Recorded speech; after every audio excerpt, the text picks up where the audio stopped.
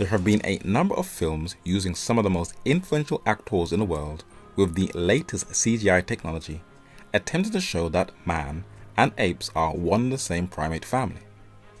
It is a clever way of programming people's minds with stunning imagery to make them believe that they are no different to apes. The Western educational system is doing the same thing as well, and young minds are not allowed to question or challenge what is presented to them. But where did this idea come from? Peter Camper was an 18th century Dutch physician, anatomist, surgeon, physiologist, zoologist, anthropologist, paleontologist, and a naturalist who was a member of London's Royal Society. He introduced the facial angle, the forerunner to modern craniology, and the now defunct pseudoscience phrenology, where he taught that there was a strong resemblance between monkeys and blacks. Even though his claims are not based upon any facts of human biology, when you are the leading authority on medical jurisprudence, artists and sculpture in Europe, you will go unchallenged. But another man took up the mantle by tweaking it a little, and he attempted to prove that all humans are descended from apes, and his name was Charles Darwin, a 19th century English naturalist, also a member of the Royal Society. And in the following century, in 1871, he published a book titled The Descent of Man that has influenced how the entire modern secular science community thinks, where he speculated that, with respect to the absence of fossil remains serving to connect man with his ape-like progenitors, those regions which are the most likely to afford remains connecting man with some extinct ape-like creature have not as yet been searched by geologists. Charles Darwin believed that modern man was a descendant of an ape-like creature, and like Peter Camper, he had no evidence to defend his claims.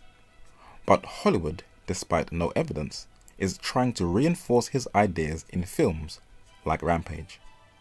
And when a gorilla is taught to speak sign language, it drives the message home even stronger. Science departments, museums, education systems teach what Darwin says like it is a deep-rooted scientific fact. But every now and then, they have to admit that they still have not found the missing link between man and apes, 146 years after Darwin's Descent of Man was published. Scientists are confused whether humans came from the trees or from the seas. Others believe that man is descended from one ugly-looking sea creature. Some have recently connected man to a rodent found in Dorset in England. Some claim that the birthplace of mankind is in Europe. Others claim the oldest is in Morocco in Africa. And the most respected science journal, Nature, says that the evolutionary theory definitely needs a rethink. Why are people so confused? In Darwin's earlier work in 1859, titled The Origin of Species, you can get a little background to the modern confusion. For when he was challenged by the public on his new ideas, this was his response. On the origin and transitions of organic beings with peculiar habits and structure.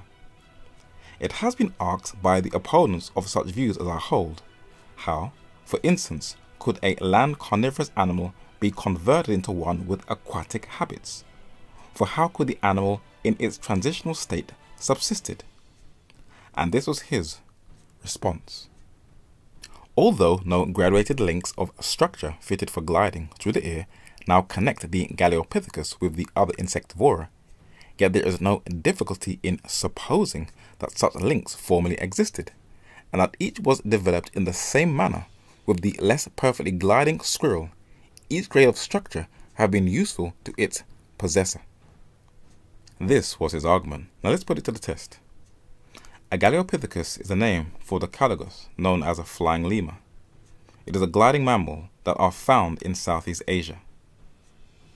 A bumblebee is an insect that pollinates plants and that mankind is dependent upon for the majority of things he puts into his mouth. They are beautiful looking creatures to look at, but they are not related to mammals as Darwin suggested. Sadly, they are dying out in record numbers, bordering on extinction, which does not look very good for man's existence. But as fossilized bees have been discovered, they have realized that there is no evolutionary process that took place. The earliest bees looked like the bees of today, and scientists are becoming more and more aware that the fossils of bees and the fossils of flying lemurs shows that they are two separate and distinct creatures. But even though the evidence is clear that Darwin was wrong, the scientific community still clings to his ideas with the belief that they are embracing scientific truths. Darwin, in his Descent of Man, said, "At the period and place, whenever and wherever it may have been, when man first lost his hairy covering, he probably inhabited a hot country." Though the fossil record doesn't support these claims, people believe these claims by Darwin. Is that science or is that faith? And they actually believe that man lost his body hair in some transitional change. But deeper investigation by the International Journal for Parasitology in 1999 admits that most fail to account for the distinctiveness of man's hairlessness among mammals of the same size. Unfortunately, fossils cannot help us to explain how denudation occurred and how it helped hominids to survive. The New York Times in 2003 said, "One of the most distinctive evolutionary changes as humans parted company from their fellow apes was their loss of body hair. But why and when human body hair disappeared, together with the matter of when people first started to wear